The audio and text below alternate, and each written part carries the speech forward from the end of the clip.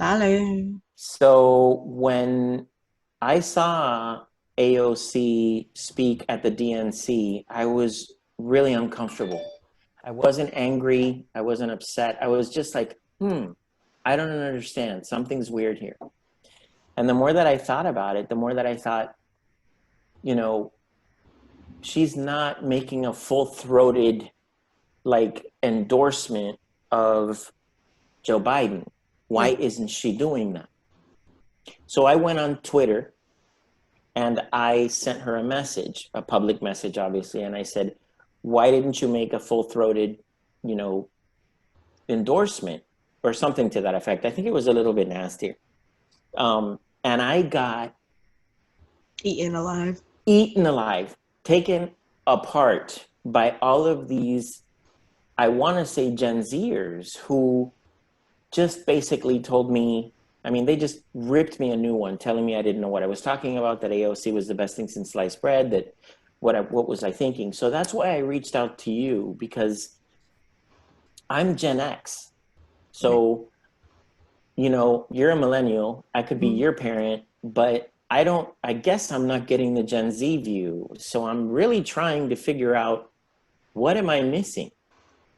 You Okay. know, And then me as a millennial, like I'm not exactly like a Gen Z expert. I'm sort of somewhere in between. Like my mom, like I said, is a Gen Xer. She's from that same mindset, and I'm almost young enough to have like enough Gen Z friends, but I'm not Gen Z myself.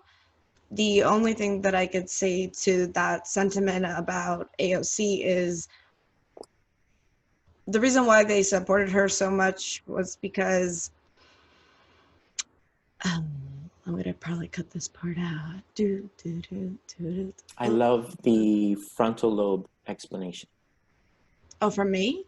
Yeah, Oh, yeah, I could that talk was like this. brilliant. Yeah, thank you. Oh, you want me to talk about that? So my question to you is, Yeah. why did AOC do what she did?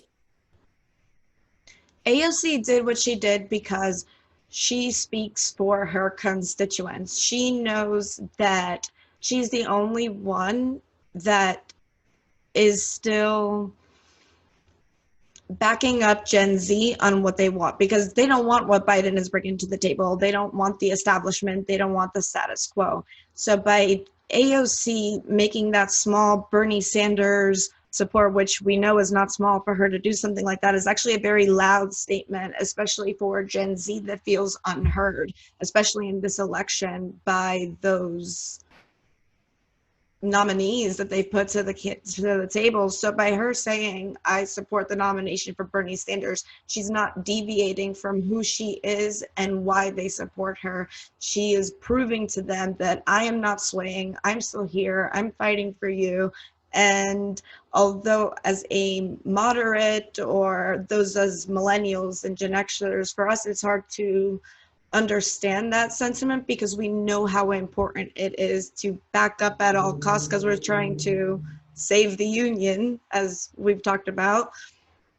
They still uh, want to feel heard, and they respect her and they looked up to her, and she's the future and she represents what the end goal is. So by her supporting Bernie Sanders and saying that she is staying true to her policies, she's staying true to who she represents and what she stands for, in my That opinion. that makes a lot of sense, and it helps me to understand. But what frightens me about that is that I know for a fact that my generation is trying to preserve the union, because we're afraid that if Trump gets another 4 years, we're done. Right. So what I picture in my mind is Joe's a stopgap. Like, hold on a second. We're just holding him here while everything gets prepared for you guys, the Gen Zers, to take over, And the millennials. and the millennials to take over and run things. But this amount of, and I read a tweet from AOC, or somebody tweeted AOC, this amount of, we don't want to have a a calm discussion about this. We're done with the debate. We're done with the conversation. We're done with being middle of the road. You're either going to do it or you're not. And this is what we want. Yeah. When I saw that, I was like, what? Right, where to me, I'm not surprised that that was a sentiment at all. That's exactly the response that I expect from Gen Z as I understand them. Absolutely. How do we get anywhere in at the tail end of an election season when we have a group of young people that are between the ages of 5 and 24 years old, so they're right at the cusp of being able to vote? Are they even going to vote? So historically, the youth don't vote. That has always been a problem in the United States for elections.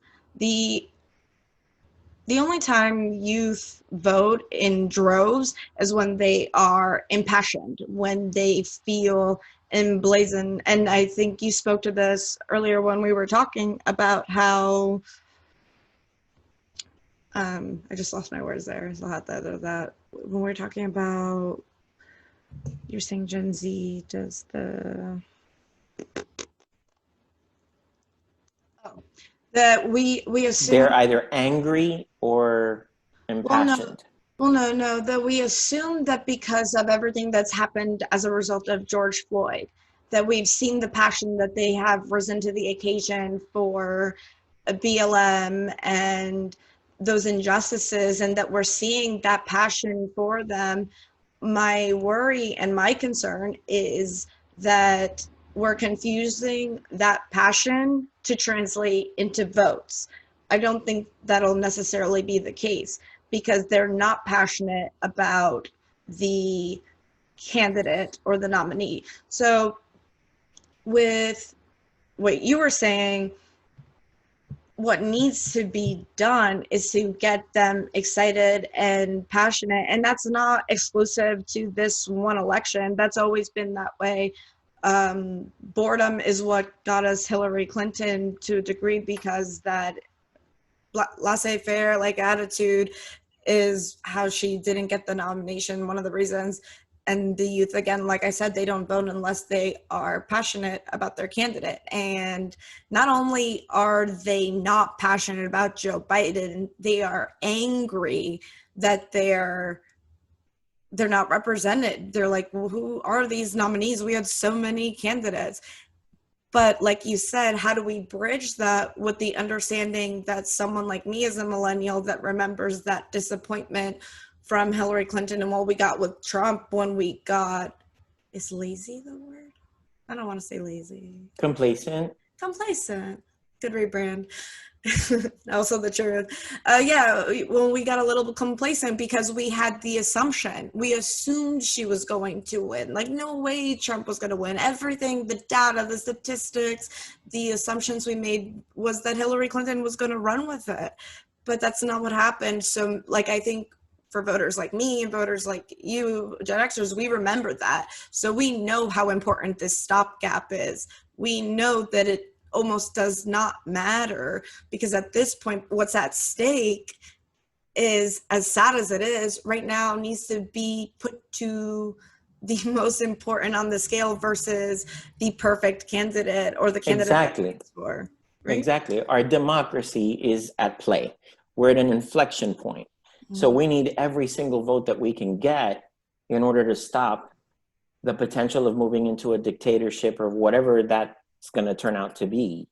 But in order for us to get to that place where, and this is just my personal opinion, in order for us to get to that place where Gen Zers want to be, we have to take the responsibility to put that stopgap into measure.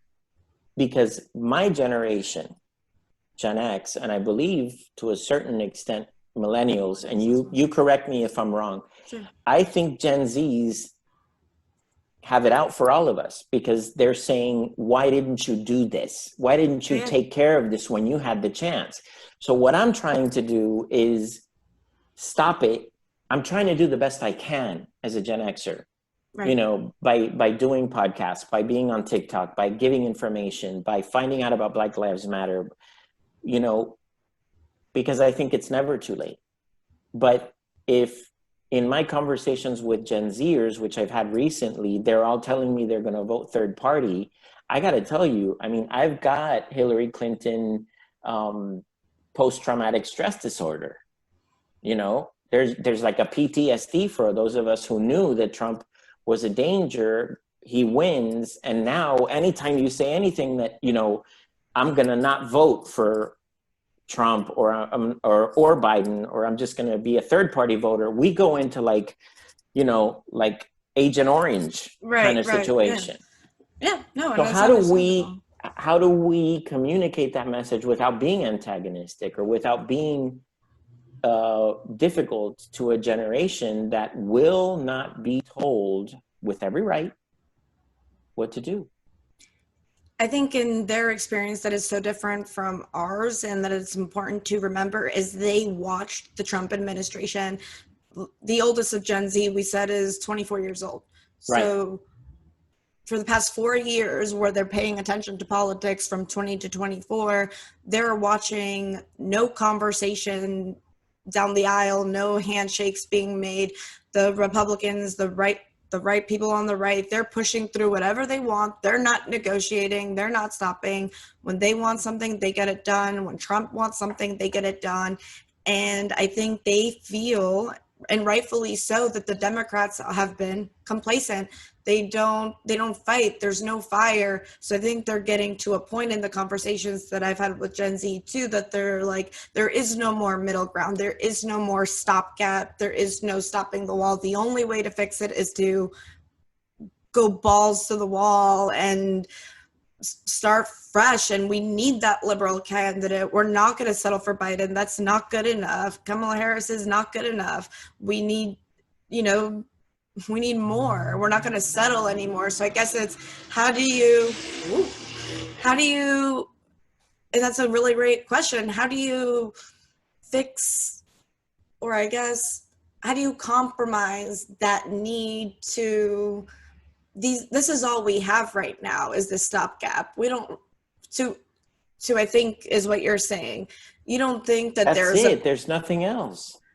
but Gen Zers, I think most Gen Zers don't see it that way. I think they see it as, by always settling for that. That's why we've gotten into that position. So what would you say to that? If a Gen Zer says, well, we've done this now, even though, like, what, and it hasn't worked yet, what makes you think that this time it's actually, why is it important?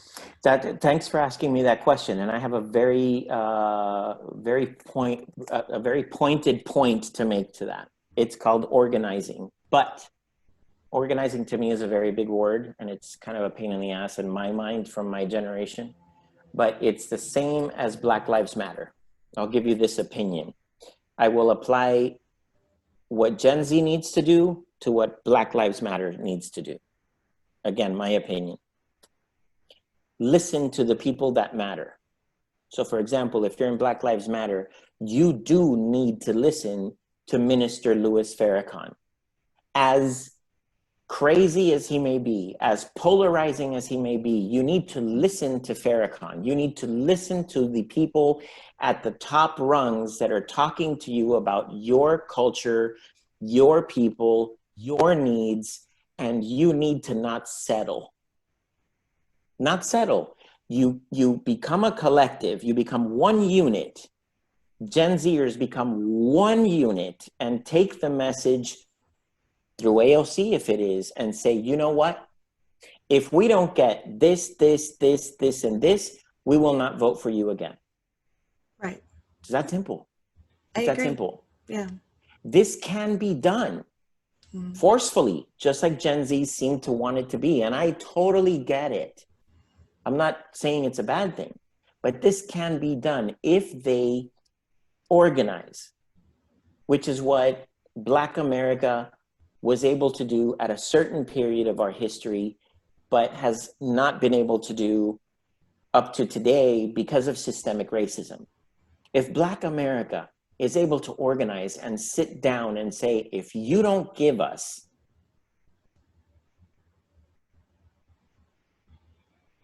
defunding of the police, if you don't give us our education, if you don't give us XYZ, you're going to lose our vote as a block.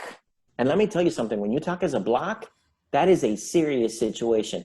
What did the LGBTQ plus community do during the AIDS pandemic? Exactly. They united. They had to work as a Completely black. united. And I I lived that period of time. They worked as a block and they went to the government and they laid across streets if they had to. And they said, either you find medicine to save our lives or we're not moving. It's because of the numbers. You have to go together. You have to form a large group together.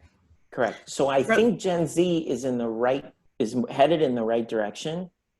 But I think that if Gen Z sits back in this election, they're going to lose their bargaining power. Yeah, fine. Follow AOC. And I think AOC is a brilliant woman who gets it. She does get it. Let's all go out and vote. We're all going to go out and vote for you. Let's make this clear. This is not an attack on AOC. We love AOC. No, not at all. Yes, I think AOC is absolutely brilliant. And I think AOC needs to think, I hope she's already thinking it, we're going to vote for you. We're going to get you in office. But once you're in, we're going to have a conversation. And that's why I think she said the thing about Bernie Sanders. And that makes sense to me now, which did not make sense to me as a Gen Xer when I watched it on the DNC. I was like, why did she just do that? Now it makes all the sense in the world. Right. Thank you. Thank you for that. I'm glad that helped. That was a good conversation. Absolutely. Yeah, great conversation. So, yeah. And then, it'll be really good to talk about the next time is, as you were saying, that block, the Latino block. Latinos are, if I'm not mistaken, one of our fellow collaborators on TikTok, Leva, Life of Leva, said last week that the Latino bloc is one of the largest voting blocs, if not the largest current voting bloc in the United States. Mm-hmm. So yeah, I'm with you 100%. The Latino bloc is enormous, but we are so fractured. And realistically, honestly, the difference too between Latino voters and a majority of Black American voters is citizenship, which is a stopgap because you can't vote without citizenship. Is that still true with the voting bloc? Because I know maybe by the numbers, this doesn't have to be part of this recording, but I'm actually curious. Like by the numbers, I wonder, do we have enough votes? Are Latinos like all citizens? Because as a number group, I'm sure we are probably the largest. But as far as those who can actually vote, the last time that I ran the statistics, because I did it for my work, the Latin American, let's call it Latin American, because in there I put everybody into the same basket. Okay, Latin American. That group of people was very quickly moving to becoming the largest population in the United States, and I did that work 4 or 5 years ago. So it wasn't immigrants. I do remember something that coming up that eventually with the curve. Right. It wasn't undocumented immigrants. It was, because I'm a Latino, we were moving at an exponential pace to take that number. So I think Leva, who I'd love to interview one of these days, has that actual statistic now. Okay, great. So what would be your takeaway message from this, or do you have any questions left about what we talked about? Wow. What have I not learned? I always learn a ton from you when we talk. So Gen Z has a valid point. They have a valid point. If they organize and they don't vote third party, then the country could be, and this sounds very dramatic, I don't know how else to say it, the country could be saved by their votes, by those margins of those votes, because those of us who were around during Hillary Clinton and Trump, we remember it was this close. So their votes matter. So every vote matters. So if Gen Z goes in there, Gen Z does matter. They can make a difference. So we need their votes in order to put in that stopgap for them to be able to come and rise and take over this country and make the changes that they want to make. It's time. It is time. And I will say that historically, whenever Democrats have won, they have always gotten the youth vote.